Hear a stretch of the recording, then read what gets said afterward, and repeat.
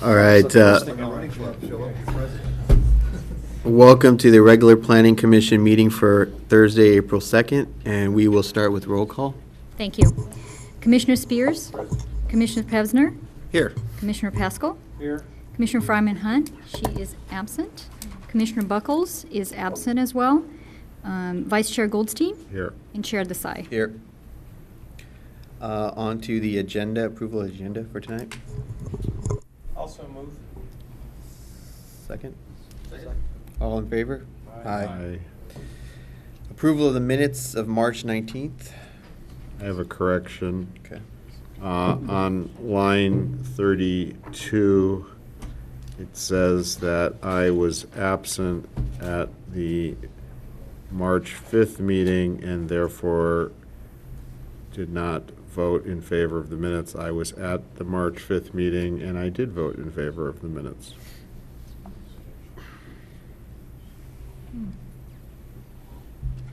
You were not. Exactly. I don't I know was if, gonna say, wait a minute. I can't remember if Matt was, Yeah, I was not here on that. but I was. And if there are no other changes, I will motion to approve the minutes as amended. Second. All in favor? Aye.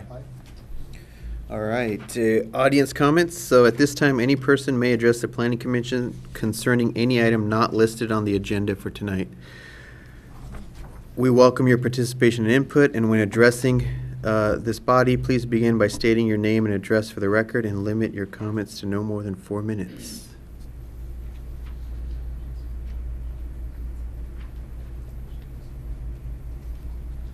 Seeing no takers, we will close audience comments and open up to the public hearing portion of tonight's meeting. And the first item, conditional use permit 1518 and minor variance 1501. Yes, Contract Senior Planner Amy Schwimmer will present the report. Good evening, Chair Desai and members of the Planning Commission. I'm Amy Schwimmer with the city's Community Preservation Department. Agenda item number 1 is a minor variance and conditional use permit request at 315 East Highland Avenue. This is an aerial showing the project site. Here, you can see the outline of the existing home and the 2 houses on either side. This area is all zoned R1. The project site lot size is 12,675 square feet. It's zoned R1. The original home was built in 1963 and was renovated in 1977. The existing floor area of the house is 2,828 square feet. The detached garage is 470 square feet for a total of 3,298 square feet. The total proposed floor area with these applications is 4,100 square feet. The allowable floor area is 4,101 square feet, and I do apologize, the allowable floor area was left out of your staff report. Proposed lot coverage is 32% of the lot area. In the R1 zone, 40% is the maximum allowed lot coverage. The required parking is 2 covered spaces. The applicant is providing 2 covered parking spaces. The required side yard setback is based on the cumulative 30% of the lot width. The minimum side yard setback is 6 feet 6 inches on each side. The provided setback is 6 feet 3 inches on the west side and 6 feet 6 inches on the east side. It's important to note that the applicant is proposing to align the addition and renovation to the residence with both of these legal nonconforming setbacks. In the city of Sierra Madre, a conditional use permit is required to allow the total floor area to exceed 4,000 square feet in the R1 zone, and a minor variance is required for single-story additions onto existing primary structures where an increase in the gross floor area is 50% or less of the original structure, and where the addition is consistent in height and character with the original structure. The setbacks may be aligned with the existing legal setbacks.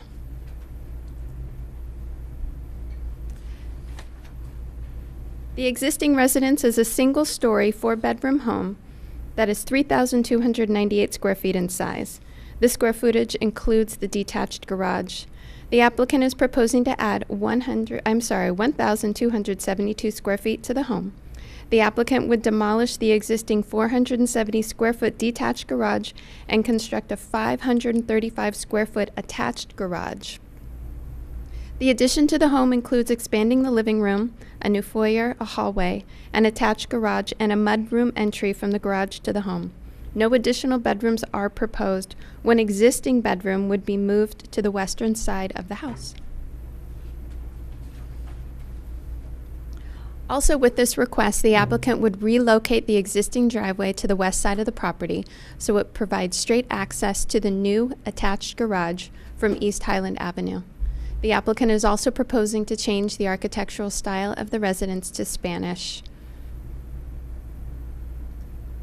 The proposed design of the residence would contain elements that include clay tiles on the roof, smooth plaster finish on the walls, rafters under the eaves, and the window and door design would be consistent with the Spanish style. Also shown in the elevations attached to your staff report, the style would be the new Spanish style would be located on every side of the proposed of the existing residence.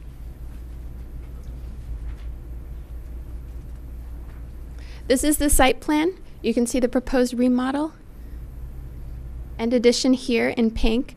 This is the existing home. You can see the new driveway located here. This is the attached garage, and this is the addition to the living space.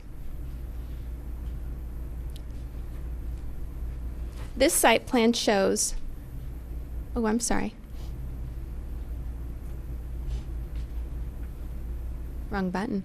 This site plan shows the project site here, and you can see that the project site would align with the front yard setbacks with the neighboring parcels on either side. Here's the existing floor plan that was also attached to your staff report. This is the living area that would be expanded, and this is the bedroom that would be located generally to this area here. Here's the detached garage that would be demolished, and the existing driveway comes off of East Highland Avenue right in this area. Here's the proposed floor plan. So this is the addition to the living room. This is the new entry. This is the relocated bedroom. And this is the attached garage and new mudroom. This top picture is of the existing single-family home.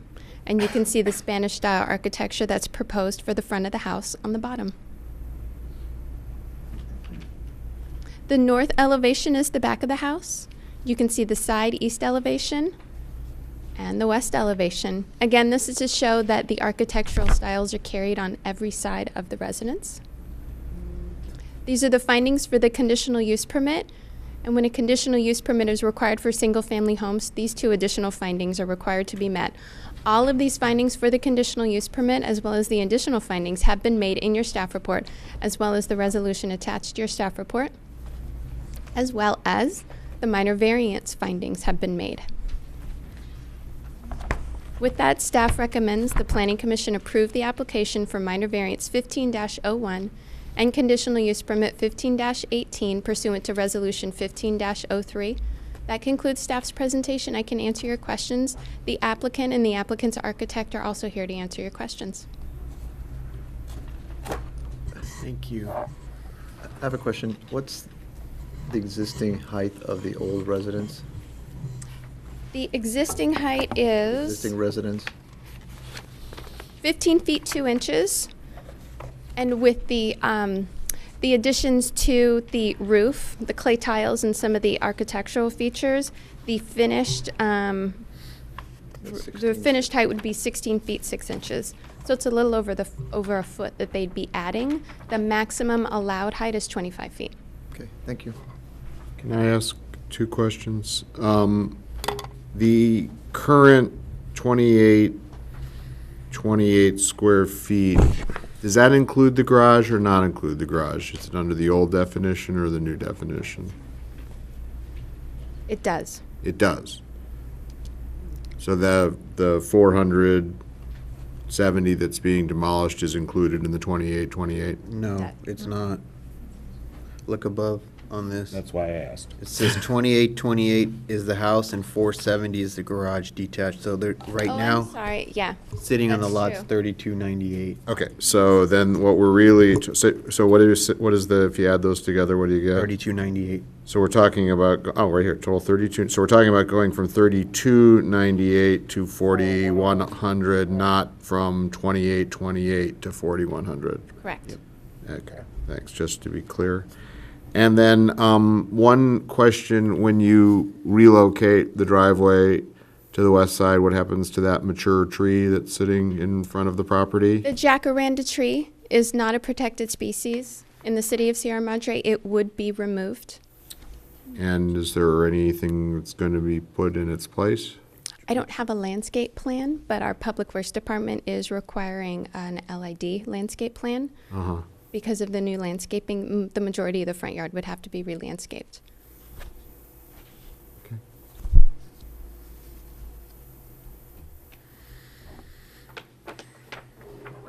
All right. Did you say the architect was here? Yes. My only comment to that is the jacaranda tree that size is a beautiful tree, but it's a beautiful tree if it's at your neighbor's house. Because they are a messy, messy tree. They're a mess. I certainly would like to see some sort of a landscape plan going on the other side where that's coming out after. The applicant like to come up and give us a little. Good evening, Commission. John Vandervelde, 205 North Hermosa. I'm the architect. Marcel and Ray are in the audience as well here with me, if you have questions for them. I did not prepare a lot to discuss on this. It seemed pretty straightforward. I did want to mention, though, that Marcel has reached out to the two neighbors on the east and west sides, and he has a signature from each one. And I thought that was relevant because we are talking about having our addition align with the existing side yards. And so the two neighbors most affected by that, maintaining the alignment of that 6'3" and 6'6" side yard setback have expressed support.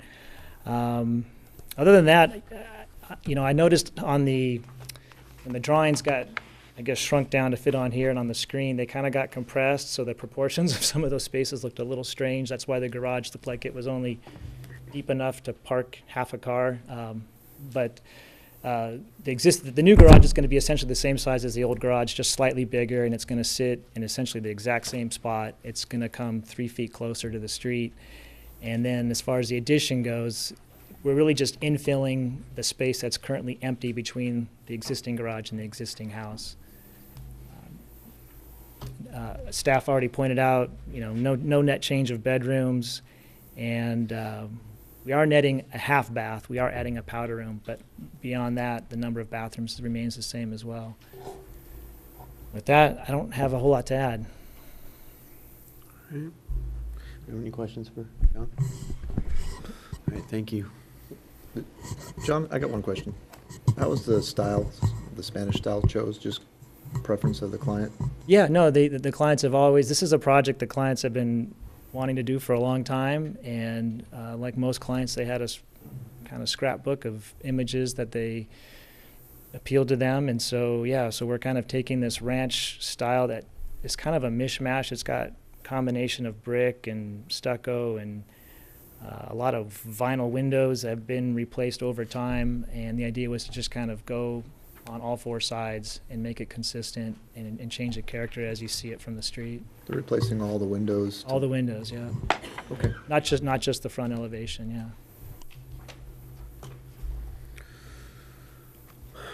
All right, let's open it up to audience comment on this item.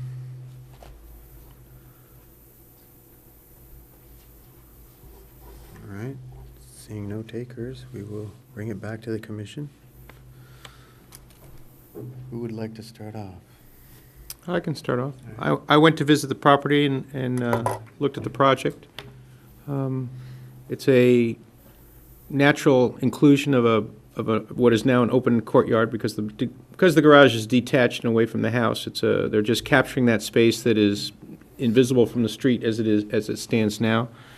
It's going to line up with existing lines on the house, so it's not going to be any more of an intrusion on the yard or the neighborhood.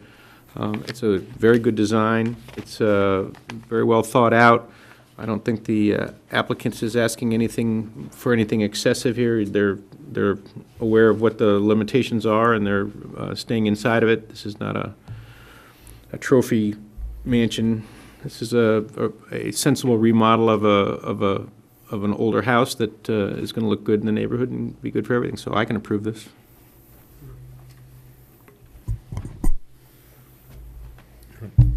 Yeah, I feel the same way. I was just looking for hidden bedrooms, but I didn't really see any, so.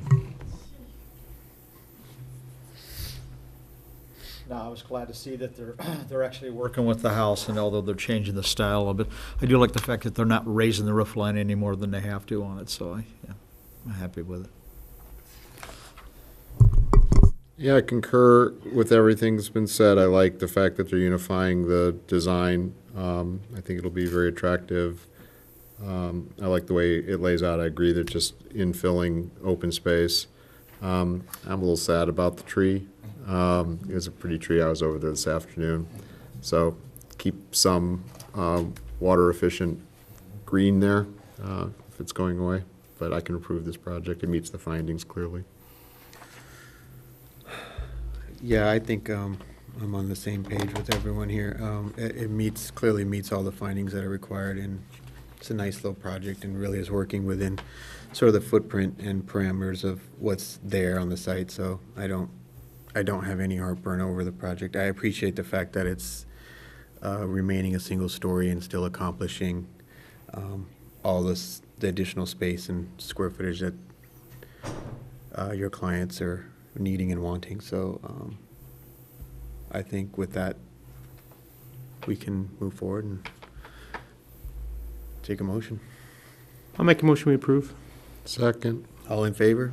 Aye. Aye. All right. Be careful, there's a lot of construction over there. Yeah, could need some extra parking till they finish the school. Thank you. All right, on to the second item for tonight on the agenda, tentative parcel map 1501, historic designation, certificate of appropriateness 1502, and affordable housing incentives. Project planner Ann McIntosh will present the report. I'm going to see if I can turn on the... Pardon me while I get used to the... This one? This one? Never mind. This one?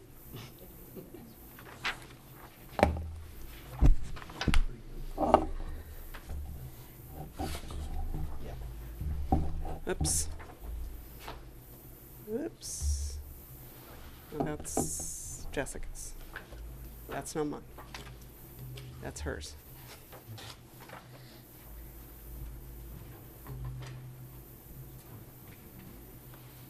There we go.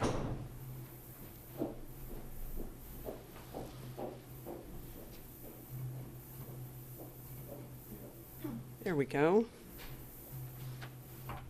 Good evening, Commissioners. My name is Ann McIntosh, and I think this is the first time I'm appearing before you.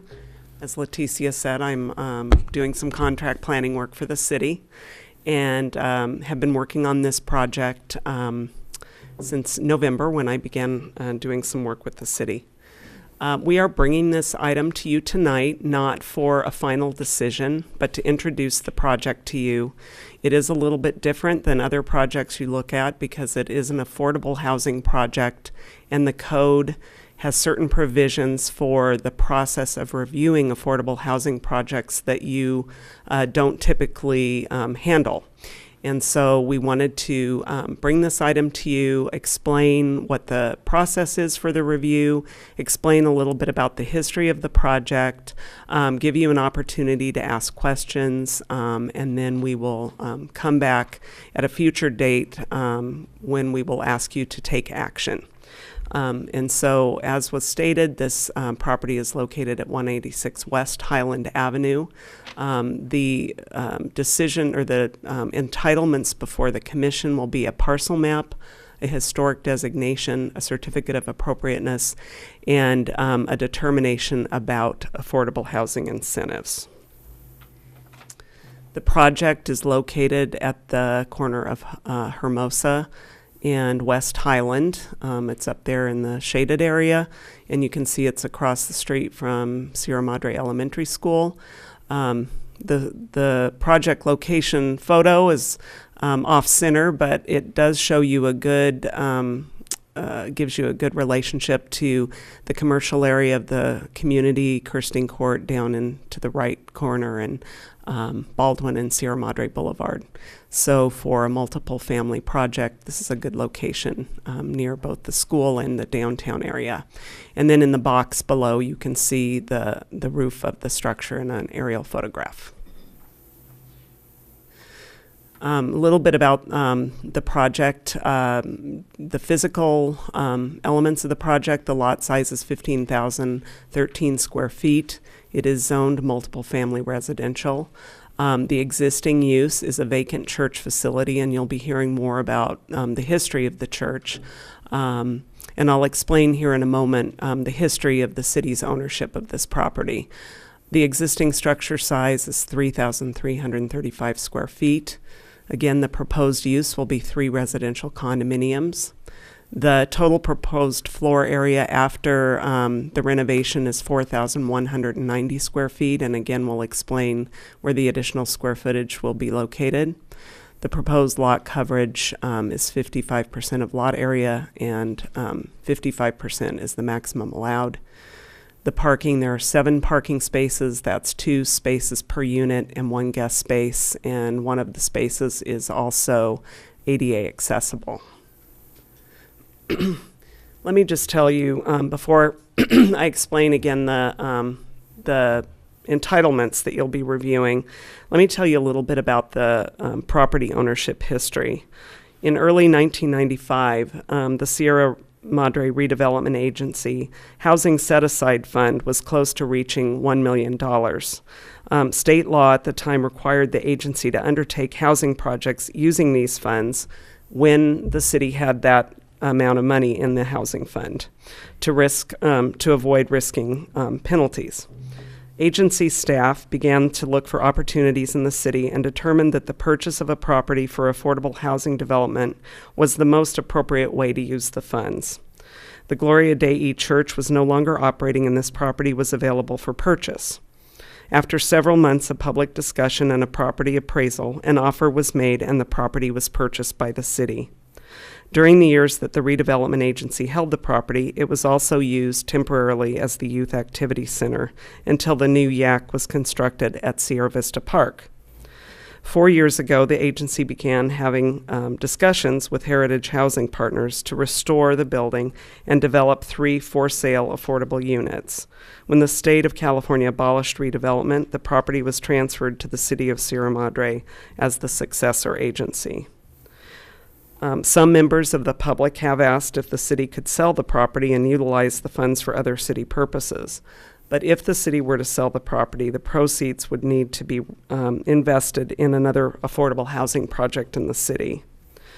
And also, the city is separately discussing, and one of the reasons why we're not asking you to make a decision tonight, the city is separately in the negotiation process on the financial relationship between the city and HHP for the use of the property.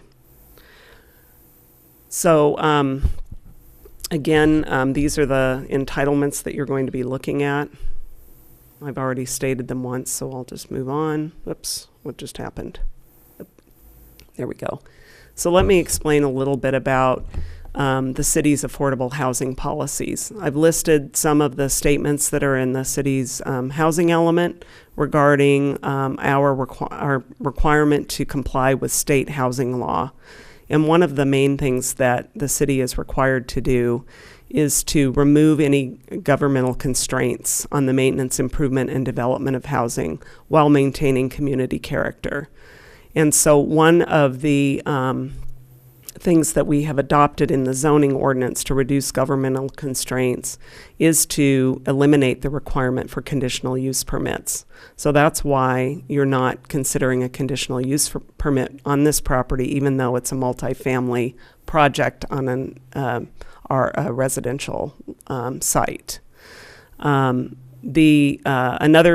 provision in the code states that all of the entitlements will be bundled and that they will go forward together. So typically you would designate a property historic first and then consider a certificate of appropriateness, but we are bringing the entire package to the commission at once, and then it will you will be a recommending body to the city council on all 4 of the actions.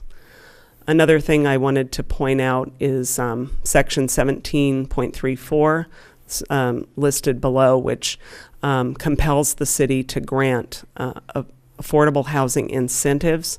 And I've just highlighted 2 of the list in the code because these are the 2 that the applicant is requesting. Okay. Isn't there an empty parking lot to the southeast corner of the lot? Is there an empty parking lot? Well, there's existing parking on the site. Is that your question? Yeah. So they're not asking for a reduction of requirements. They're asking for to have the required parking uncovered. Oh, okay. Yeah, I'll explain that. Why is the, oh, go ahead, Kevin. Was this the last property the city has that's under this, right? From the old Yes. development? So when we're done with this, we're done with this whole fiasco, the redevelopment type stuff? This is the last redevelopment. This is the last redevelopment issue. Yes. My question was, why does the state consider our review a barrier? I mean, what do they think we might do? Because it makes the review of an affordable housing project discretionary, which can be either approved or denied or conditioned. Oh, so we would, they don't want us in a position to even have a say-so one way or the other. On the discretionary action of the land use entitlement. Okay. Okay, let's see.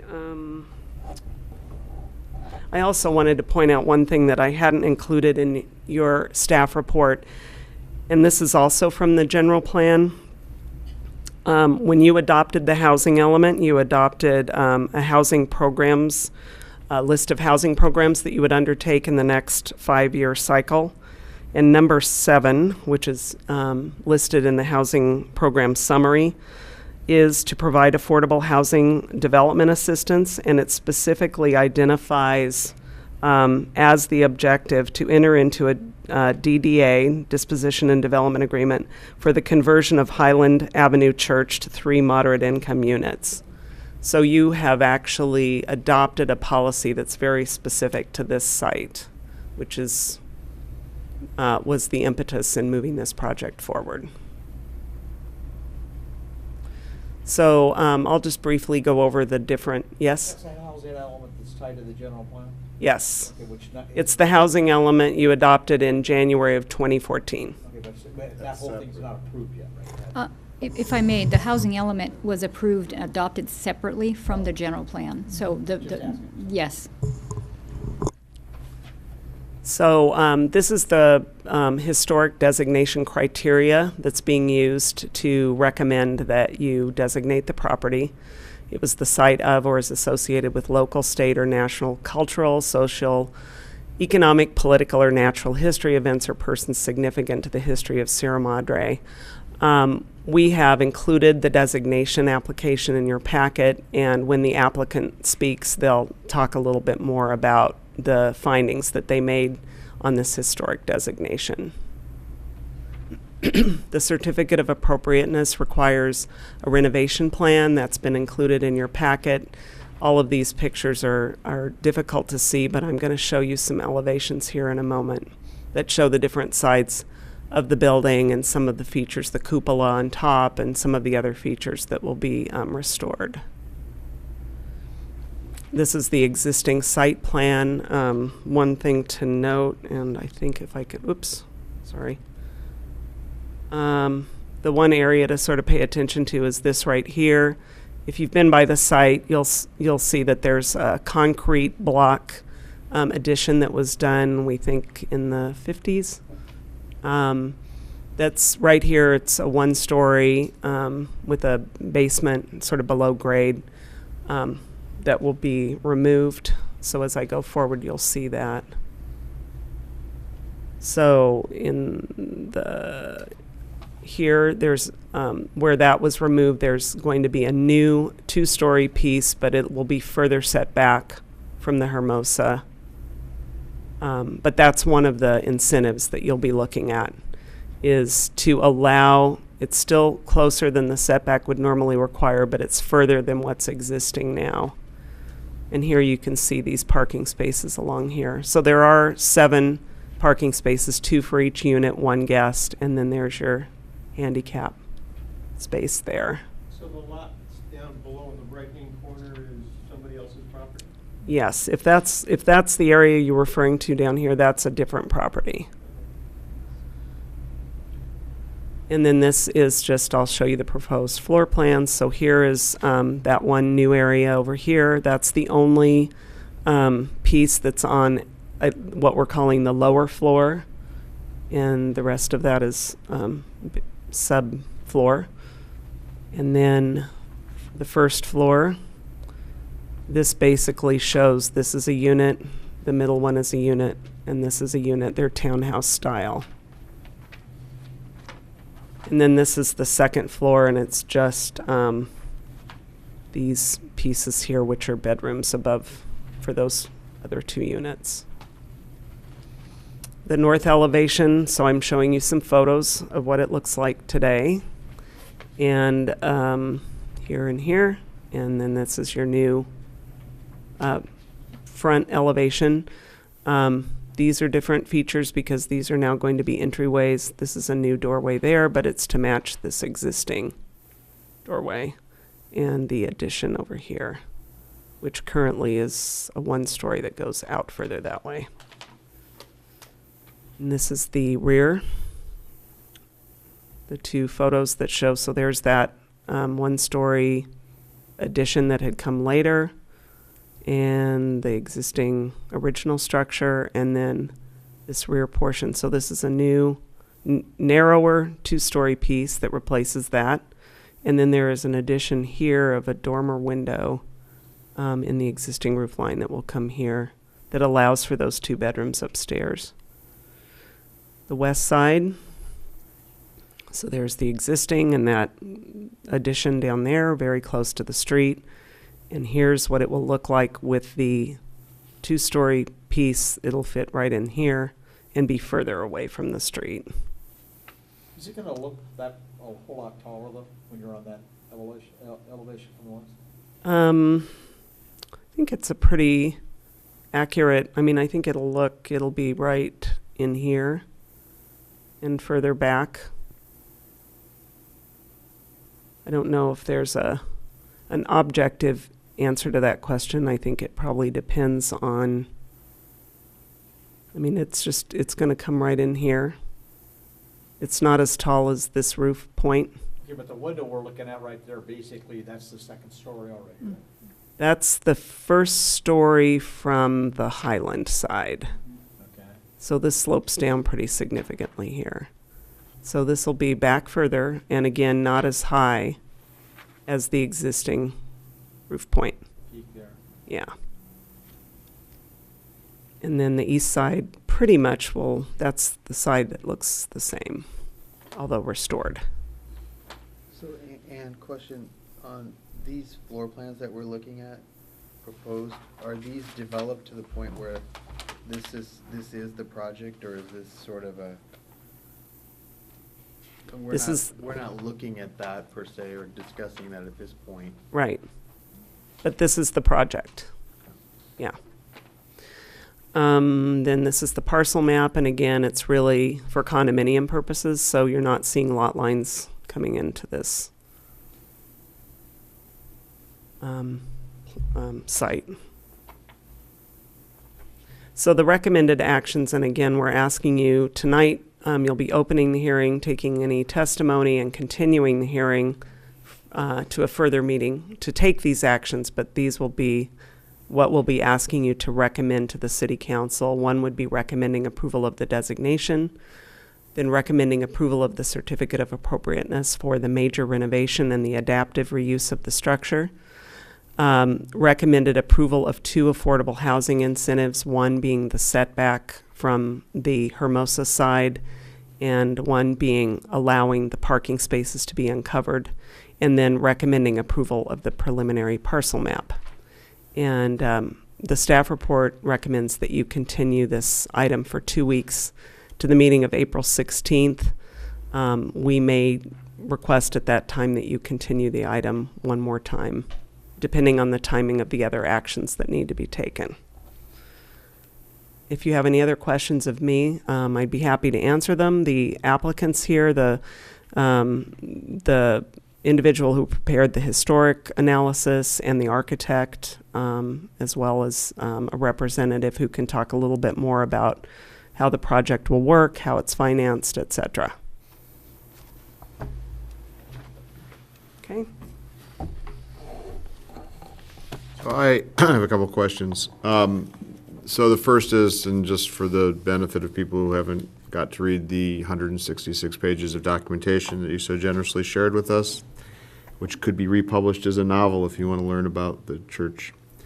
There are 2 water hookups currently and 3 units proposed, and somehow that works with the moratorium. So can you Right, they're not explain that? asking for an additional water meter. So is it going to be one Shared. water meter for the whole project, or how's that going to work? I'll- They can sub-meter, if I may answer the question. They can sub-meter. They can also ask for an expansion of the service itself, or the meter. It can actually be upgraded. The city just cannot issue a new meter, but it can issue an upgrade to existing meters. And they can. So are each of these 3 units going to have their own water meter? They might have sub-meters from the existing meter as an upgrade to that meter. So, What's the But it's difference not a new between a meter. sub-meter and a meter? It still comes from the same meter. It's just split so that you can actually have the units. so the main meter would be, the bill would go to the HOA, and they would divide it up to the other 3 or Based on something. the sub-meter. Presumably. I think that's kind of it's a property that is connected to the water. So it's not as if we're It has creating a an new, existing- we're not creating a new water service. Correct.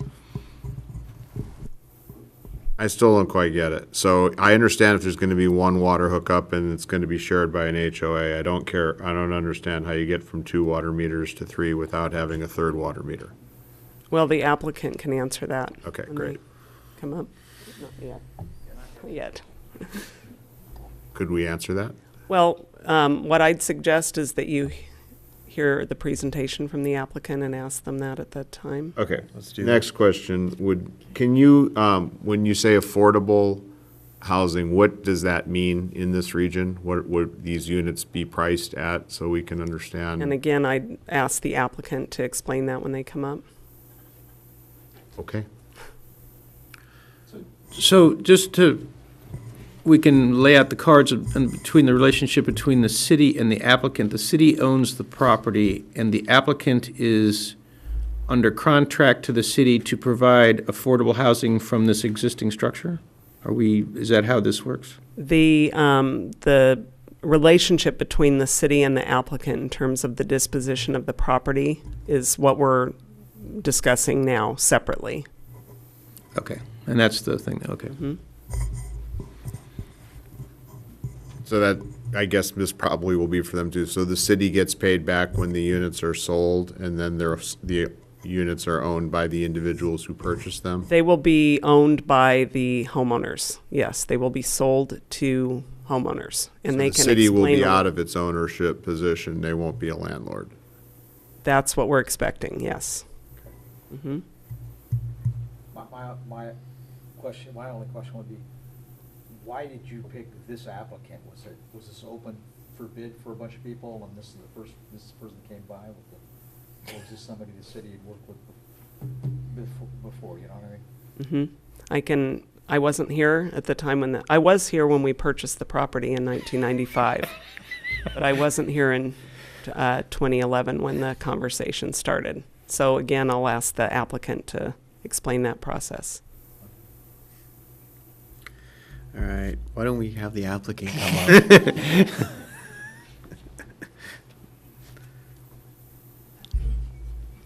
up? Good evening, everybody. My name is Charles Loveman. I'm the Executive Director of Heritage Housing Partners, HHP. We are a 501c3 nonprofit affordable housing developer located in Pasadena. Let me just give a quick introduction of our company, and then we have a presentation that's really oriented to the 4 issues before you. As I said, we're a nonprofit affordable housing developer. I think we're unique in LA County in 2 respects. And the first respect is that, as far as I know, we're the only nonprofit that does affordable homeownership housing in LA County. So in terms of the affordable housing obligations that the city has, and in answer to somebody's question, the city did not go to an RFP. They selected us as sort of a sole source on a sole source basis. We were selected, I think, in 2009 or 2010. We entered into an exclusive negotiating agreement with the city then in 2010, and then Governor Brown came along and proposed to dissolve redevelopment, so the ENA went away. And then after the the city went through the dissolution of redevelopment process with the state said that this property is a housing asset, is affordable housing asset owned by the city. The redevelopment agency, as you know, went away. The city council became the successor agency to the redevelopment agency. Title to the property transferred from the redevelopment agency to the city, and then the city invited us back in 2011 or 2012 to enter into another ENA. I think that was probably 2013 when we entered into a new ENA. And so we're unique in 2 respects. One is we do affordable home ownership, and the second is that we focus on historic preservation. So I think I would submit that's why the city and the council selected us to do this project. I'll just sort of give you a little bit of a big picture about sort of the project and the deal, and then I'll turn it over to my colleagues. We're proposing to convert the church into 3 3-bedroom units. They would be sold to moderate income households. What we call the affordable sales price will be in the $330,000 range. The price actually adjusts every year, so the final price will be set when we complete construction next year, if we are able to move forward with these approvals. So that's kind of the affordable housing piece of it. If we're selling them for, say, $335,000, the total development cost is about $575,000 per unit. So we have I'm doing the math in my head, about a $240,000 gap between the cost and the sales price. So that gap is closed in 2 ways. That gap is closed by our request for the city to donate the land to the project, to contribute the land. And then we have received approval from LA County for a subsidy of $500,000. So 500,000 divided by 3 is about 165,000 a unit. So the combination of the land donation and the funding from LA County is what will close the gap. And so that's sort of the financial deal in big picture. And then on the water meter issue, we would typically have 1 meter for the domestic water and 1 meter for landscape. So that's how that would work. I will turn it over to my colleague, Jessica Faree, who will make the presentation regarding the items before you. Can I get a clarification on Please. what you just said? So you said the construction costs are $335,000 a unit? $575,000 I'm sorry, $575,000 a unit. for the construction itself. Well, that's total development costs. So those are construction costs, what they call soft costs, architecture, engineering, permit fees, et cetera, financing costs, because we have to borrow money and pay interest. So how does the donation of the land help you recoup that? Well, so the 575 includes per unit, which is $1 million. Includes land value. $1,000,007 includes land value. Okay, so it's not construction costs, it's construction costs plus land value. Total development cost. It's And- hard costs, soft costs, financing I understand costs. that's what the clarification was, so it's not just construction, it's construction land costs. Correct. So what happens to the city's books when this donation is made? They're carrying $1 million asset on the balance sheet, it just gets struck? No, we would typically convert the city subsidy into a junior lien.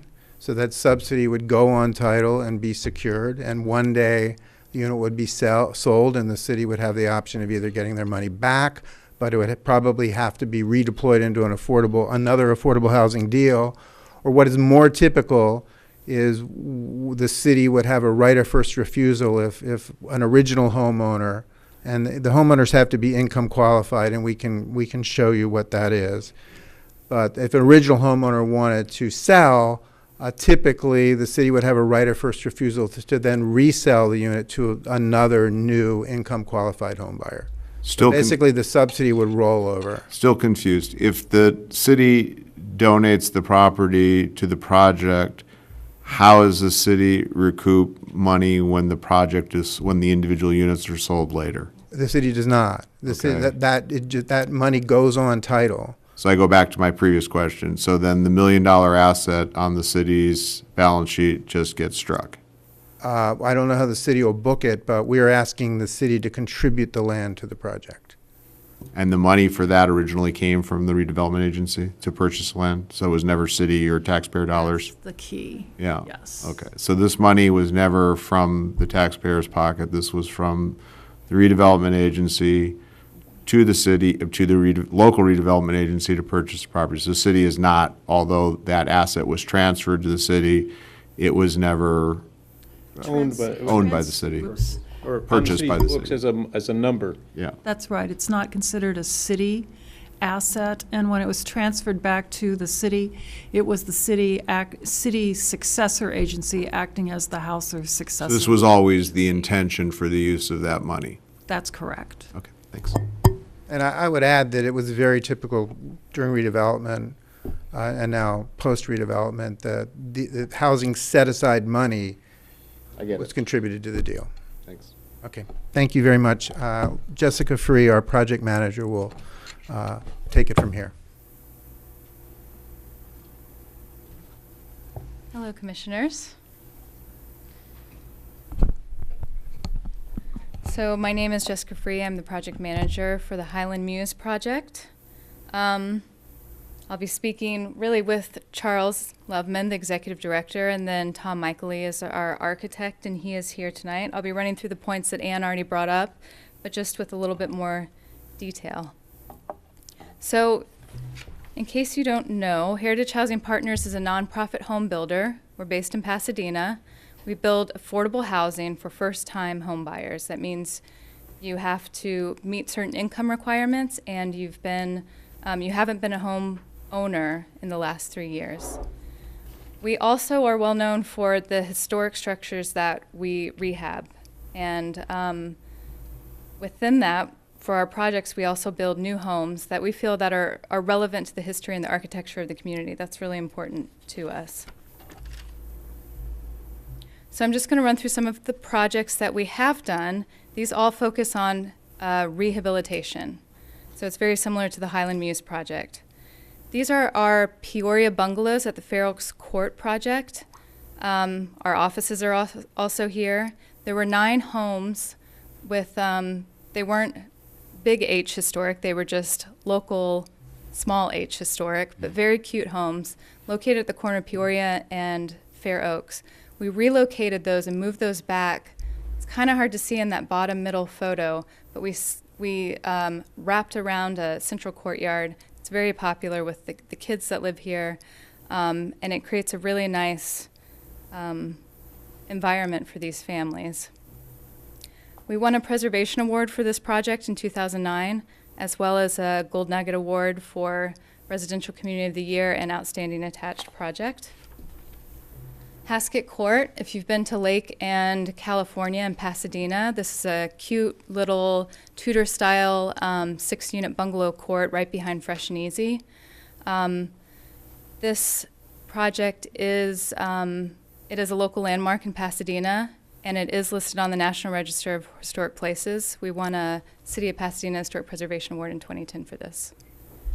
In Glendale, we did the Doran Gardens project, which was a very large 50-plus unit project. There were 3 craftsman bungalows on site that we did rehab. They're right at the forefront of the project. And we also won an award for this from the American Planning Association. This is one of my favorite projects. It's called Herkimer Gardens. This is the 2 homes that you see on the left were relocated from Fuller Seminary's campus. So overnight, we moved them across the 210 freeway to their current location. The top left is known as Herkimer Arms. It's the only green and green apartment building designed. The bottom left it was called the Professor Hammond House. I'm assuming Professor Hammond lived there one time. So we won a LA Conservancy Preservation Award in 2013. We won a 2012 City of Pasadena Historic Preservation Award. Herkimer Arms, the Green and Green building, is a designated city landmark. It is eligible for listing in the National Register if anyone would like to make that report. So we're going to be focusing on 4 items tonight.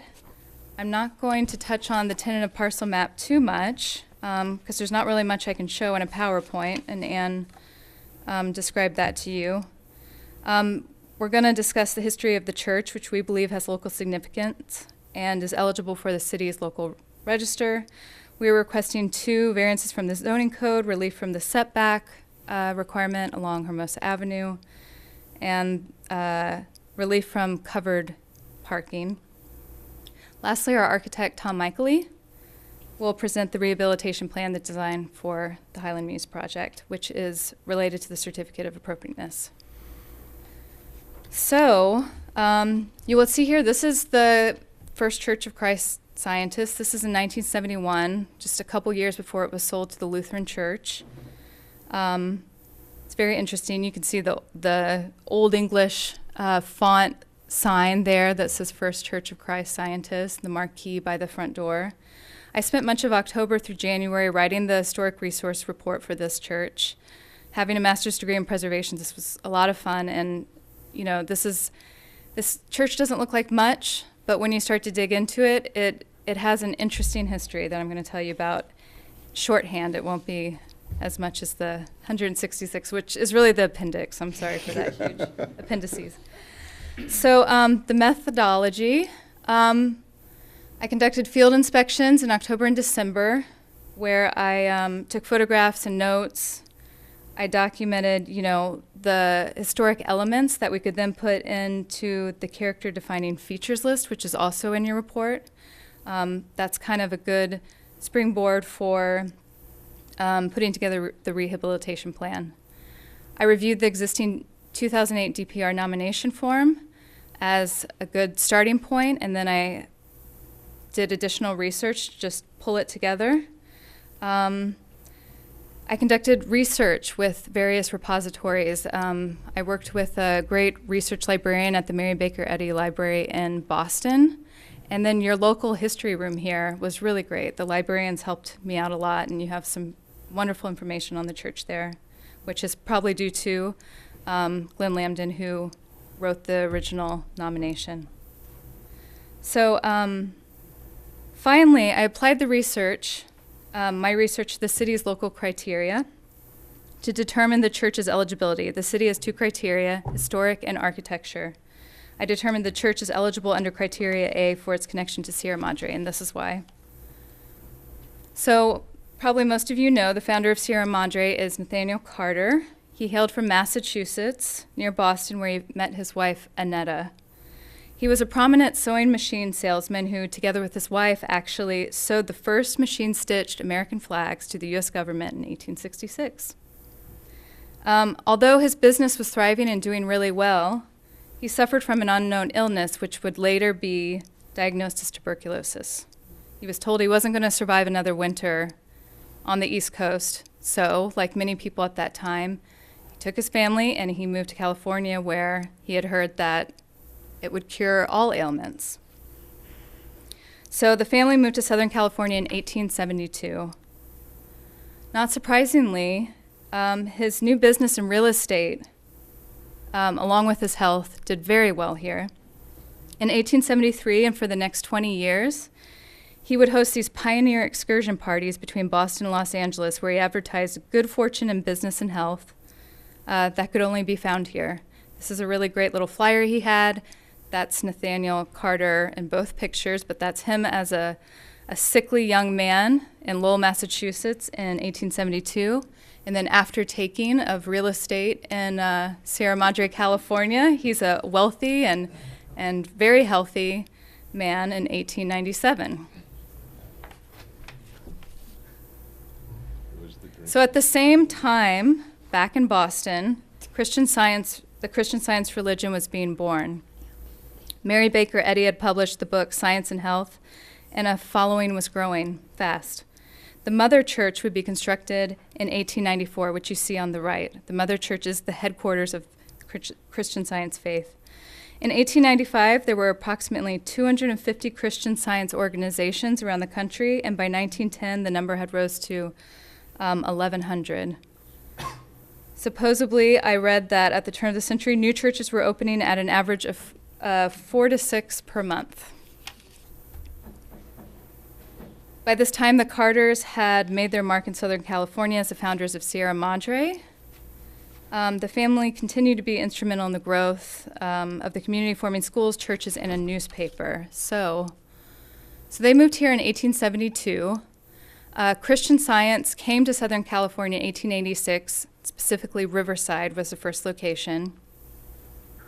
In 1909, and this is the very important one, Annetta Carter, Nathaniel's wife, became a member of the Mother Church. She became a Christian Scientist. A couple years later, we have documentation that shows that she led readings of Mary Baker Eddy's teachings with her friend Minnie Kimball in Minnie Kimball's living room to locals that were interested in a new religion. So soon after, in 1916, Sierra Madre Christian Science Society was established. The First Church of Christ Scientists at 186 West Highland was erected in 1921, and it remained a Christian Science church for 52 years until it was sold in 1973. So that is the period of significance, is 1921 to 1973. So the Christian Science Church is eligible as a local landmark for its association with the founding members of the city of Sierra Madre.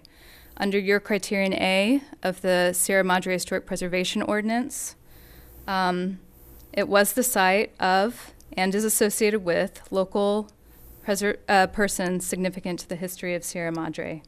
And I just want to state, too, that whether or not the Highland Mews project was going to happen, from this research that I've done, I still strongly consider this eligible for your local register. So because we have always felt that this was a significant building from the start, when we started thinking about our design plans, we adhered to the Secretary of the Interior standards for rehabilitation, which means that we will carefully and thoughtfully pursue our design plan for Highland Mews. HHP hired M2A, a reputable architecture firm in Los Angeles who has extensive experience when it comes to historic preservation. Tom Michaely will be discussing, like I said, the design and rehabilitation plan in a few minutes. But first, I just wanted to touch on a few details of the project. So, as I said, we have identified and documented the historic elements of the church and compiled a character-defining features list. That's what you see on the left here. That's in your report. This list documents elements such as the original gas light that is in early photographs when it was a Christian Science church. That's something that we will be keeping. As shown on the material board, which we have over here on an easel, our focus is the rehabilitation of the building, which means that repairing elements is our first objective. The second is to replace any items in kind that are in poor condition.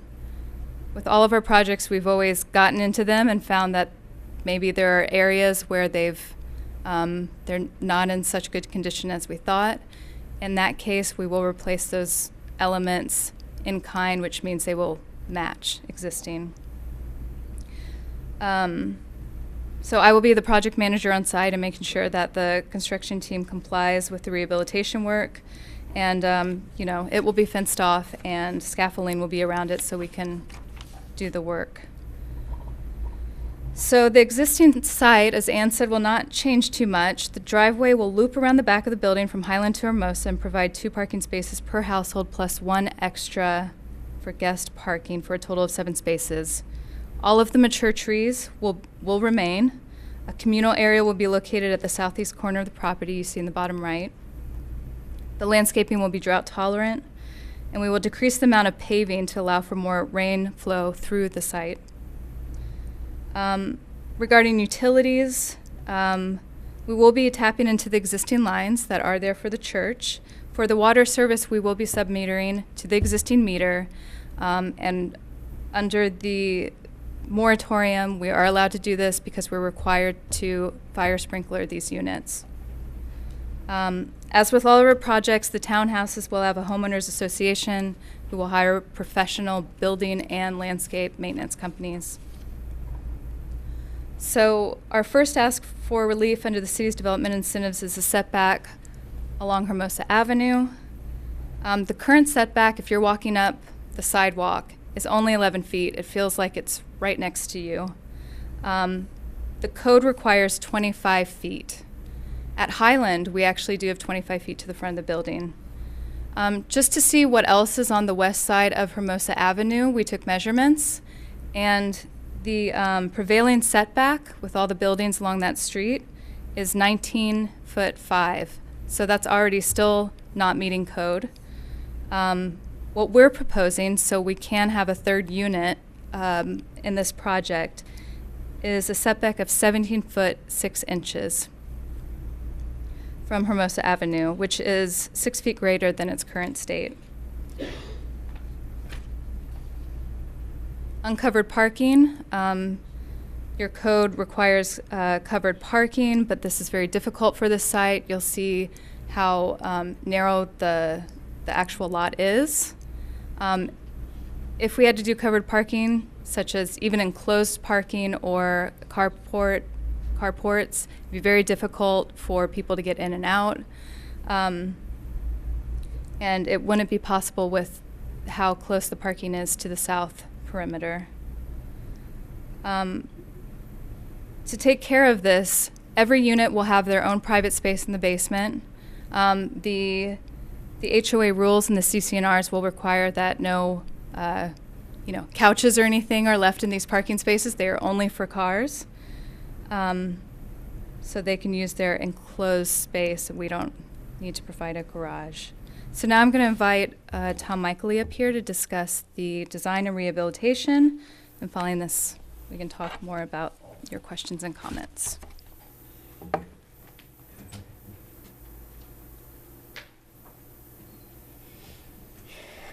Good evening. I'm Tom Michaely from the firm M2A Molosky and Michaely Architects. We have been doing this renovation work for about 30 years. This is a pretty simple structure. It does have a lot of maintenance work. It's been neglected for quite a while, so we will be working quite a bit on the surfaces of the building. The primary facade, which is along the Highland, the amount of changes that we're proposing at this point is none of the openings are going to be changed except for between the 2 main gables that are coming out. We're creating 2 entrances for the interior units, and they'll have little porches there so that they have some relationship to the street with little handrails around them and ramps so that they're accessible through ADA. The existing door, the secondary door that's on the left side there, will actually be a non-active door, so we'll probably remove the walk but leave the door and the porch itself. Yeah. Okay, I guess I could point. This door here. And these are the two, that'll become a new door, and there's another new door there. And then we're retaining the third entrance here, which I think shows on this one here. This entrance will stay here. This, you can see, I think, explains the kind of massing of the new addition along Hermosa. The idea was this is along the same floor area, which is the first floor, and the same large window that was here will essentially be moved out to here to kind of maintain the same kind of aesthetic. And then similar casement windows will be added for the new use here. The existing vent will remain, the existing cupola, existing roof will be replaced with a new roof. Existing gutters will be fixed and maintained, and new landscaping. Some of the walks will be removed. So we'll just have the entrance walks, and this extra walk will come out that's over here. This is currently where the one-story concrete addition was. So we're taking that off, going back a little more, a couple more, 6 more feet, as everybody's mentioned. And this will be the lower level for this, which is 2 bedrooms, and the upper level is the 3rd bedroom for this unit. This is the existing side elevation with that low concrete. This is the existing high window that we're moving forward. And that's another view, the same you just saw. So this is now coming around the back. You can see the proposed new parking area here. We're going to kind of cut out right now the asphalt completely covers the site, so we're going to cut it to just what we need for driveway and parking. So that allow extra little planter areas here that we can add a few more trees and more landscaping, both to help with percolation as well as to allow a greener feel rather than a real kind of asphalty feel that's there now. And because we're pulling back so many more feet, we'll really have more room to really build up some landscaping and planting to kind of soften this edge of the building here. And then on the rear, this is the current thing. It's pretty dry, and we'll be adding a stairway entrance for here, and we'll be adding some railings and stuff and working on this entrance for the 2nd unit. And of course, the 3rd unit has a grade level entrance over there. We are also adding a dormer up here for the extra bedroom. That's the 3rd bedroom. That's for each of the 2 units that are on this end. And that'll allow them light and air and view. And then, of course, as on all sides, we're just repairing and restoring all of the windows. Here's another view here, almost just a closer view. And then here is the 3rd side as it exists, and the 3rd side as we're done. Again, all we're adding is 1 window here, just restoring windows and existing openings that are along here, cutting down, adding a new patio area here, cutting down and adding more landscaping along here to soften this side. So that is the general presentation, if you have any questions.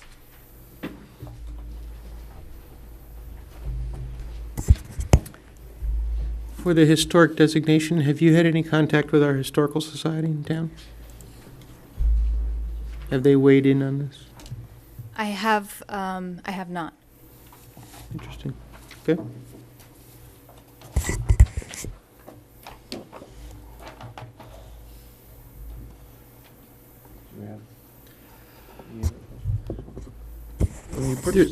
Go ahead. No, just when these things are purchased and the criteria are established for who can buy these things, this is a pretty popular city to live in. I could imagine having 500 people on the list. How do you choose? You put names in a hat and pick one of 3, or? I mean, 3 out of 100, out of 500, how's the choice made? Because I assume since the price is subsidized, it's affordable, and that's the whole idea of the project. So obviously, you're going to have a ton of people trying to meet the criteria. So I think the first part, well, so we do a few things. The first thing is we sort of established some selection criteria in partnership with the city prior to soliciting applications. And then the application process is sort of two parts. The first part is what we call program eligibility. And program eligibility means, do you meet the income eligibility? And we put the eligible incomes up. Incomes are by household size. These are classified under state law as moderate income units. So these are the current 2014. The state has not issued the 2015 median income numbers yet. So these are the 2014 median income numbers by household size. So program eligibility means, are you within the income ranges and are you a first-time home buyer? And then if they meet that, then the next part is credit eligibility, where we work with a preferred lender to see if they are able to get a mortgage. Typically, we would get 15 or 20 applications per unit, and people sort of fall by the wayside along the way. But if we have a lot of applicants who survive both the program threshold and the credit threshold, then we would probably go to a lottery. Any preference given to Sierra Madre existing residents who are renting? We haven't worked out those rules with the city, but typically in all the other cities that we work in, highest preference goes to people who either live or work in the city. I've got one question for you. The top line says, must be a first-time home buyer, not having not owned a home in the last 3 years. That's too literal. The rules say first-time home buyer, but the way that's determined is by looking at 3 years' worth of tax returns. So they look at, we look at, the city would look at, the county, because we have county money in this deal, would look at 3 years' worth of tax returns to see if someone is claiming a mortgage deduction. So the rules say first-time home buyer, but the test is a 3-year backward look. So you could, So, but they could have owned a home in Iowa 10 years ago, and that would never show up on something like this. Correct. Owned a home in Sierra Madre 4 years ago. yeah. Yeah. Correct. Yeah, so.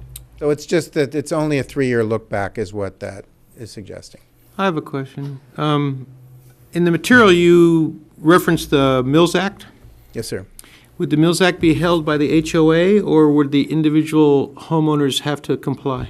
Individual homeowners. So basically, we would like, the way we would hope this would work would be that the Mills Act would be approved for the project, and it would be in the name of Heritage Housing Partners, and then when we sell units, the Mills Act for that unit would be assigned. So ultimately, there would be a Mills Act contract applicable to 3 different homeowners. And the criteria for upkeep and maintenance and so forth would be assumed by those buyers. So the property tax for the homeowner would be reduced, but what burden would be on them to reinvest in the property? It's already been redeveloped. Well, exactly. So you're just passing along the benefit of the reduced tax burden? yeah, Make it more affordable. yeah, and so the Mills Act would apply to the 3 buyers, but typically the maintenance regime would be by the HOA, because we're talking about exterior maintenance. So we're not going to have, the buyer of the middle unit only maintain that unit, only paint that unit. That's what I was worried about. Yeah. Yeah, well, so it's kind of a hybrid, I guess I would say, but the maintenance this is not atypical. Maintenance responsibility would be by the HOA, but the Mills Act contract beneficiaries would be the 3 different buyers. Is there a minimum occupancy before they can resell it? There are certain rules that come with the county money that's basically strongly encouraging at least a 5-year hold, but there's no absolute requirement. So how does the pricing work what are the restrictions on the resale? Does it go to someone who needs it, or does it sell at fair market? Well, that's why I mentioned that what we always do in partnership with the cities that we work in is try and put in a first right of refusal. First of all, put the city subsidy on title.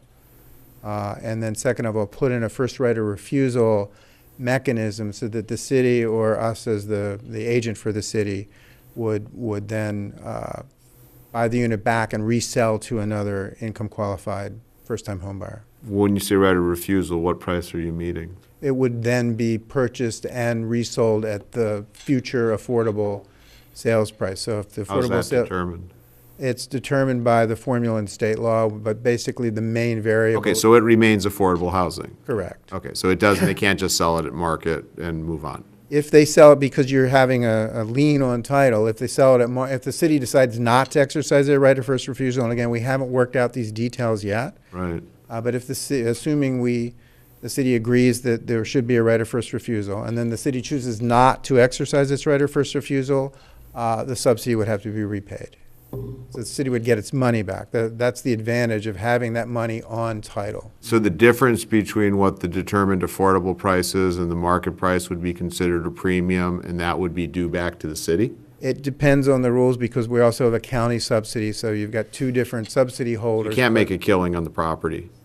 You can't make a killing on the property. Can or cannot? Cannot. Cannot make a because killing. you owe that money back. And then the Mills If Act. the city lets it go to market, that money has to be paid back. Understood. And so, and then the Mills Act rights would pass on to the next owner? Correct.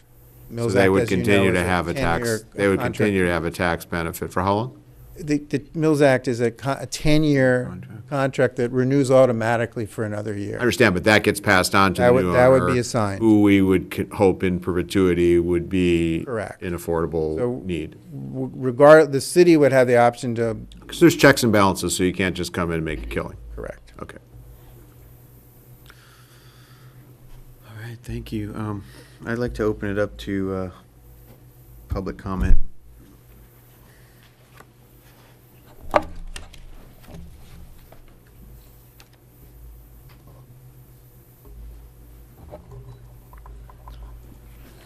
Hi, good evening. I'm Joe Catalano, 480 North Lima. I am a licensed architect. I work in historic preservation. I just walked in here as an individual tonight because I was at the public outreach program that they put on a few weeks ago. But I also happen to be a member of the board of directors of the Sierra Madre Historic Preservation Society. I didn't even think about that until you asked about it before. I just want to comment on one narrow aspect of this. I didn't know that this was going to be continued the way it was. I thought that tonight might have been it, and so I wanted to remark briefly on the architectural design of the rehabilitation work. And just to clarify, under the Secretary of the Interior's standards, there are some different types of work that can go on. If this is not technically a restoration or a preservation project, it is an adaptive, what is called an adaptive reuse. If it were a historic restoration, like something that was museum quality, then we would expect that there was very, very faithful maintenance of all of the architecture all around the building and so forth. As an adaptive reuse, which this is, there is more freedom to make certain kinds of architectural modifications, alterations to the building that are in keeping with the original character-defining features. I just want to, first of all, I would hate to have anybody look at this project and say, oh, well, as a historic building, they didn't maintain it. They started to modify it. I think what they did is perfectly fine as a part of an adaptive reuse project. Oh, I want to mention that in the old Preservation Commission, the Cultural Heritage Commission that we used to have in Sierra Madre, that I sat on that for 6 years, and I chaired it for 2. And we would have been the body that would have passed on all of the historic related stuff before that was moved to the Planning Commission. But I just want to say that as a matter of their following the Secretary of the Interior standards for the architecture as an adaptive reuse project, I think they did a really good job. And even if they do not get their designation in the end, I'm not qualified to speak on that one way or the other, but it would still be really good for the building generally, the way they handled it. Thank you.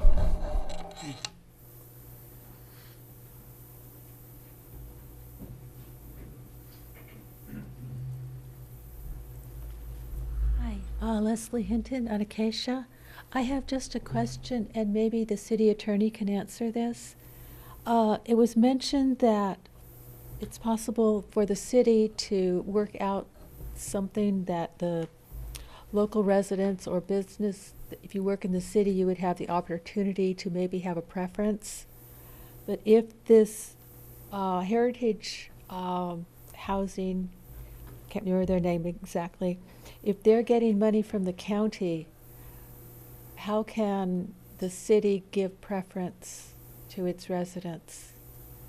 I know that when we took money, federal funds from the YAC, we couldn't have a 2-tiered costs for activities at the YAC. So I was just wondering how that would work if they are receiving money, how that will affect us as a city.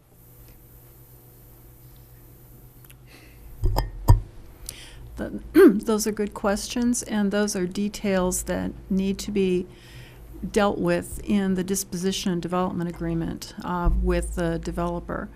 And within the disposition and development agreement, the city can ask for certain specific details, such as covenants for a certain period of time for affordability on each of the units. And the city can also have a say in the selection criteria, including preference points for existing Sierra Madre residents or those who work in Sierra Madre. Those are perfectly legal types of preference points when attempting to choose the applicants for what will be a very, very popular project. Almost certainly a lottery will be needed when you only have 3 units. What, has this been agendized at the city council? The disposition development agreement, not yet. I have not seen the details of that agreement, but it is something that I would expect to review. Okay, so we should stay tuned to that if people want to come down and let the city council know their feelings about that. We should make sure that that's highly publicized. But I'm assuming it's got to pass through this body first, right? The DDA won't. Not the No, DDA, not no. the, It's not the agreement. not the agreement. Well, I'm just saying, is that something we could hold? I mean, something's got to pass through us first before it gets onto the city I'm council. sure it'll be sunshine to us at some point in the future, but I don't think we're going to have any say in it. Just trying to keep the visibility on it, so if you want to make those comments, probably those comments are better heard at the city council than they are heard here. That's true. Yeah. Hi, Barbara Lee. I walked in a little bit late. Is the city then going to be the landlord? Am I understanding correctly? sold. No. They'll be sold. Okay, that was one of my questions. And then on the water mains, I quickly heard off the television, it's going to be 1 water main for the 3 units and 1 for landscaping. Yep. Could they then go ahead and arrange it so that each unit is monitored, so that, just like condos in town, some people have That's what large they're arguments? going to have sub-meters, Sub-meters. so Okay. it'll be monitored. Good. And as long as we still get to keep the historical aspect of the old church, I hope.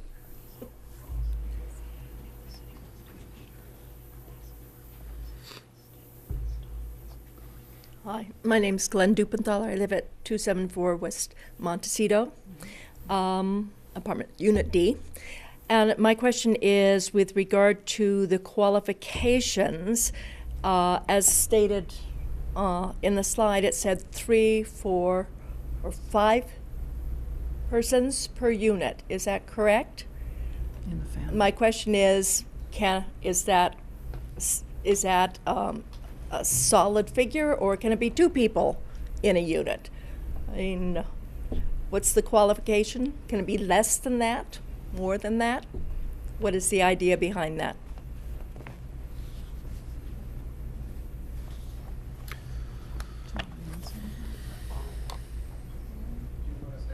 Go for it, yeah. So typically, state law sort of states a preference, I guess I could call it that the household size is the number of bedrooms plus 1. So a 3-bedroom household is the state would prefer for a 4-person household. There's no absolute restriction that says that a smaller household couldn't own the units, but we probably, in the context of the DDA and working out the scoring preferences with the city, will have a preference for a household size suitable for the unit size. So it'll probably be 3, 4, or 5-person households will be more competitive, is my guess, than a 1 or 2-person household. Mhm.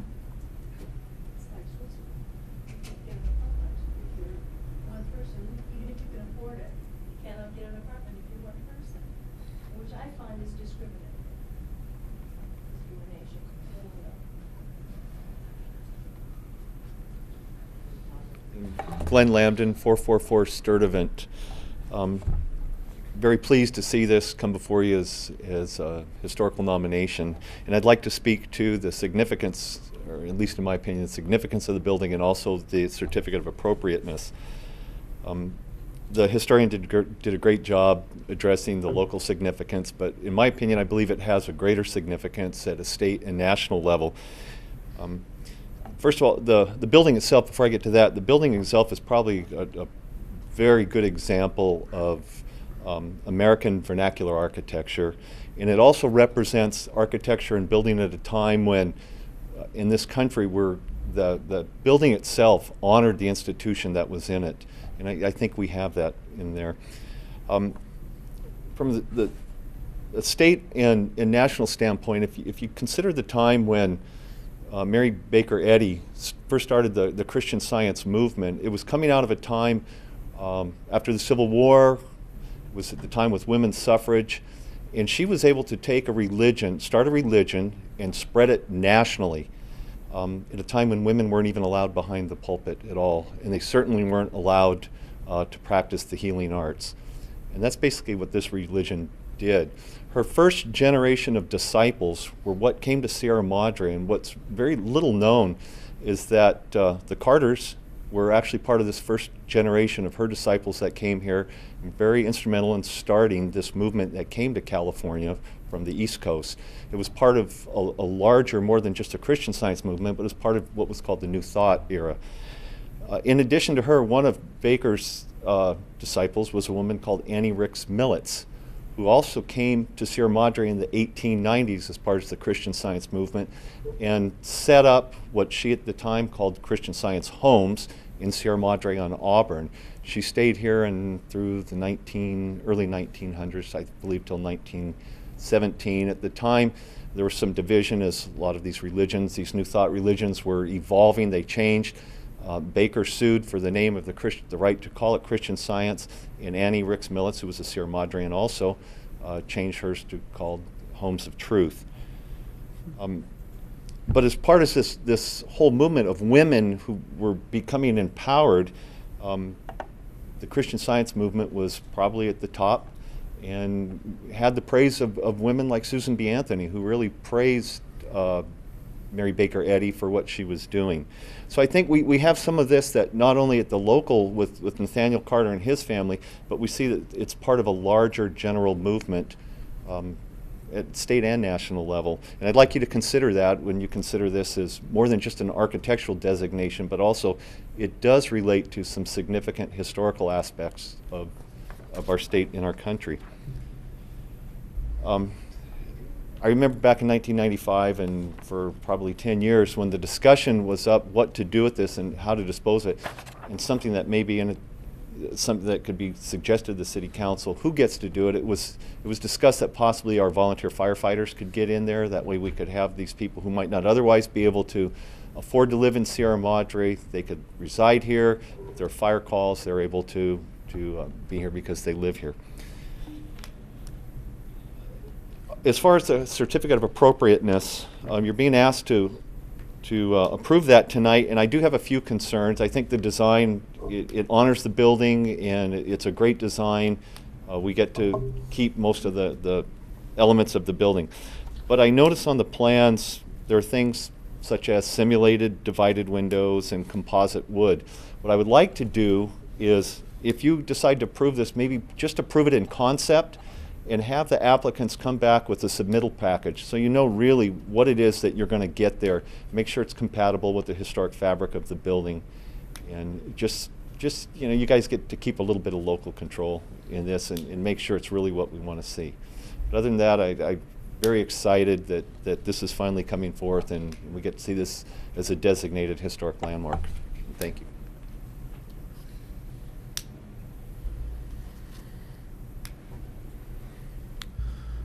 All right, we'll bring it back to the commission here for some discussion or thoughts.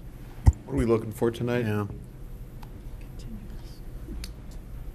We are recommending continuance. You can take public testimony and review the project, but we are recommending continuance to allow the city council to work out the details in terms of an agreement. And then it'll come back to you for an actual Review. recommendation and actual review and recommendation to council. I personally had a question, and I don't know how appropriate it is maybe at this point. Maybe it's a little bit in the weeds, but for the architect.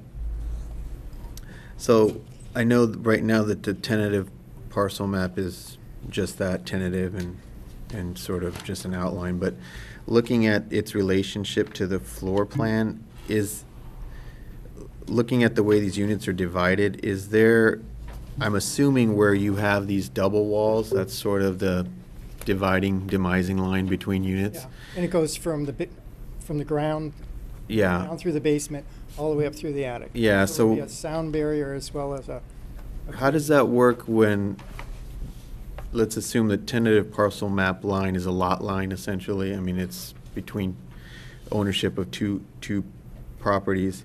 The unit A and B, does the lot line, does that jog the way the plan is shown, and does it at one point cut through I think, part of unit A's property? This probably more clearly shows, this will be unit 1, this will be unit 2, and this will be unit 3. How is it in relationship to this plan, though? This unit here goes like this. But it goes like that? No, it'll Oh, it will follow jog. it'll jog the little jogs to follow, because we're trying to work with the existing structure. We're not rebuilding it. We're not moving a wall just to make Okay. it line up. This one will go through here. There's so that'll only be- two. Yeah, there are little jogs in that sense. Okay.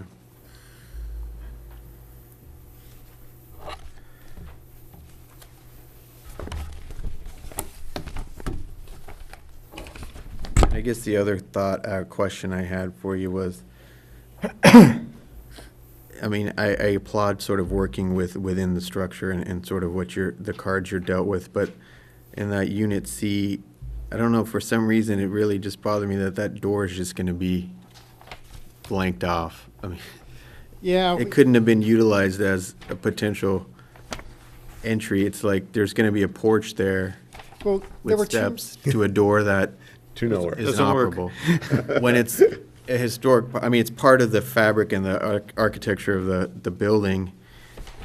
I think How that couldn't have been utilized potentially as an falls entry in to the unit? adaptive reuse. We went Yeah. through a lot of discussion on this. We could redesign the unit to make that work. It would be then inaccessible for any ADA. So we kind of went to approach of taking a secondary door to the side that would be totally accessible and letting that be, a door. We could replace it with a window, but then that seemed less sympathetic to the original history. So that was our approach. We did have a lot of discussion about that, and was kind of the two factors that primarily were driving it. One was just to allow some accessibility, because these are home ownership, and that's usually a big issue. And that was really partly what was driving that, besides allowing a little bit more room within the plan itself, trying to work within the geometry of what's the way the building's designed right now. Is Unit A accessible? Is there a ramp coming up to that porch? All of them have accessibility, yes. All three are total. We're actually taking the existing porch out in the Unit A and lifting it 6 inches, because there's actually 3 different levels in there. So unfortunately, each of these are going to be at a different level. Each unit's slightly different height, and so the 3 different ramps accommodate that, so that each one will now be accessible. Unit A is up 6 inches. Unit B in the middle is actually the flat level, but then it slopes down right now, so we're going to level that up and pick a level in between. So there'd be probably like 3 inches difference in floor height between those two. And what's the difference between levels Unit C to the street to Highland? That's easily rampable within that's why we have the diagonal walks. We're kind of picking up any level changes with diagonal walks. All right. I don't know. I mean, like I said, that may be in the weeds, but it just seemed unfortunate that element was fossilized, sort of. But, I have a question. Go for it. So the criteria for historical designation is not based on architecture, but based on association with the history of Sierra Madre. It can be multiple. In this case, the strongest argument really is for the significance of the connections to the local, state, and national. The building itself is rather simple and has, a simplicity that's very typical of what you would think of that style and perhaps that church at that point. Right. So that's why they're stressing the local significance. I think it would be helpful, since it's a local historical designation, that you probably include more of the church's history in Sierra Madre, because the implied point that you're making is that this was a movement in Sierra Madre that was more prevalent, and that the church itself reflected the values of the community at the time. I think you can make that point. I think, matter of fact, this commission just approved a modification to a building on Baldwin that I remember as being a retirement or a care facility that was a Christian Science care facility on the east side of Baldwin. We just modified the doctor's quarters in that, as I remember. And I think there are some other examples in the city of Sierra Madre that have the association with the Christian Science Church that you could show were indicative of the behavior of the citizens at the time. And so I would include that in your application, because you do want to tie it to the community. Yes. Sounds good. I'm going to introduce myself to Glenn Lambden, so I can talk to him about the research he did prior. Okay. Go ahead. No. Are we commenting, or what do you want? I like the project. I think it's well thought through. I think it's a great example of adaptive reuse. I went over there. The existing building's in a sad state of disrepair. It needs some love, and I think the neighbors will appreciate that once the construction is over. I like most of the financial construct. A little of it gives me a little bit of heartburn. I hope that it really is set up so that it can't be gamed. But I think it sounds like it's the right use of the funds as they were intended. I love the documentation. I think you did an outstanding job. And as I say to everyone who brings it here, please work with the library if this moves forward to get it bound and get it included in the collection there. And maybe once in a while have someone take school kids over there, give them a talk and tell them what's going on and maybe have them read it and something like that. But you did an outstanding job. You're a very, very fine writer, so very well done. So the Mills Act piece, I like the idea of protecting it once you've done the work, and I appreciate Mr. Lanham's comments on being a little flexible on some of the changes. But I'm not sure I understand why we're going to give a tax benefit on an already discounted property when there's no reinvestment burden on the part of the people who are going to own the units. So you've already got a property that's priced below market, and you're giving them a 50% discount on their taxes, and they don't have any money that they have to put into the property because the property is going to be delivered already in full condition. So I don't know how to protect the property without the Mills Act, but some thought, I think, needs to go into the financial construct to make sure that although these people are getting a lovely price on the property, that they're paying their share of taxes to live in our community. So I'd like to see something thought through there. And then also, as Ms. Hinton said, I think the selection process needs to be vetted and thought through, and the city council needs to be sensitive to local needs. However, we're doing this here, whether there's county money involved or not. The city is going to be releasing $1 million worth of property value, and so I think that there should be some recognition of that to the locals. So I think generally it's moving in a good direction. I think some more thought needs to go into the financial construct and the selection process. And I look forward to seeing this thing move forward and people understanding what was there and what it meant and how important it was and how wonderful it will be for the people living there going forward. Well, my question, unless I heard it wrong, was the Mills Act really is not necessarily on individual units, it's on the whole building, right? Because I don't know what individual person's gonna come out and go, oh, I'm gonna paint my unit differently than the whole. They're not, but they're going to get the tax benefit. But Benefit has to go to the would that owner. go to the HO? Owner, not the HOAs and not the owner. They're the manager. So it's got to go to an owner. I want to just reiterate Ken's thing about the selection process, but I don't know if it's going to, if it would happen or not. One of the speakers in the audience mentioned single people. It doesn't mean those people can't get married and bring families. So, I mean, something might be brought into the criteria for single individuals. I think it's kind of, in some ways, discriminatory to assume that if some young person qualifies, that they can't have a family and bring them there. Well, I think the most interesting question was the one that Ms. Hinton, or Mrs. Hinton brought up, was the fact that if you're using county money, anybody in the county is going to be able to come in here. So we really basically need to go, hey. We can give priority and actually,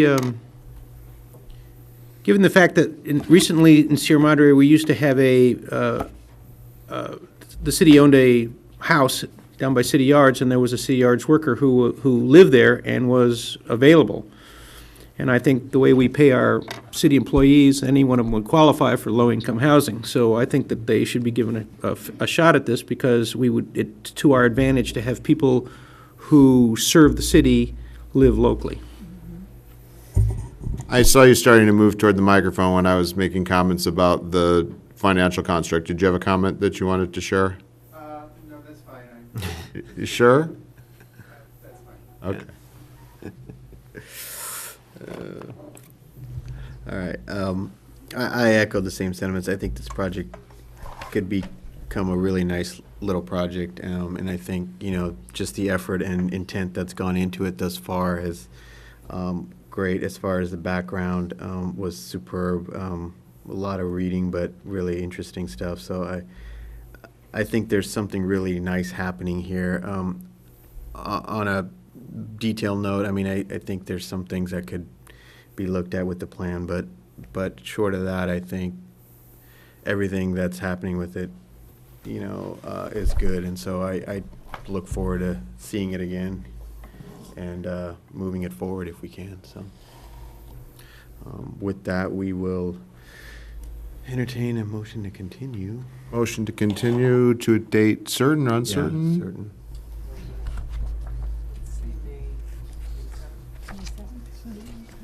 Like to continue to May 7th? May 7th. All in favor? Aye.